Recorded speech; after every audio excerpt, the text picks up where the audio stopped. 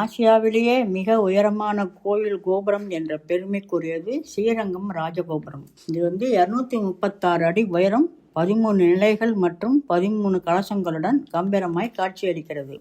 சுமார் 400 ஆண்டுகளுக்கு முன் கட்டப்பட்ட தெற்கு ராஜகோபுரமே இக்கோயிலின் பிரதான நுழைவாயிலாக இருந்தது.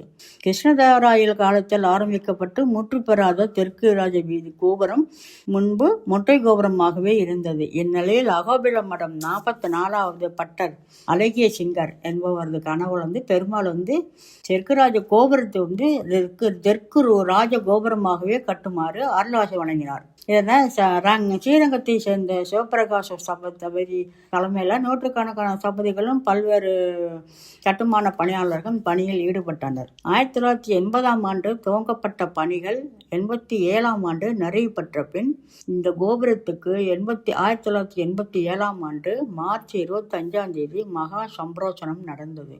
இக்குடமுழுக்கில் அன்றைய துணை ஜனாதிபதி வெங்கட்ராமன், அன்றைய தமிழக முதல்வரின் என்டிஆர் ஆகியோர் கலந்து கொண்டனர். இதையடுத்து மறு கும்பாபிஷேகம் 2001ஆம் ஆண்டு மார்ச் 15இல் நடந்தது. அடுத்ததாக கோயிலின் அனைத்து கணதிகள் மற்றும் கோபுரங்களுக்கும் பெரும் செலவில் முழு அளவிலான திருப்பணிகள் செய்வித்து 2015 செப்டம்பர் 9ஆம் தேதி முதற்கட்டமாக இக்கோயிலில் 43 உப சன்னதிகளுக்கும் 11 கோபுரங்களுக்கும் கும்பாபிஷேகம் நடைபெற்றது.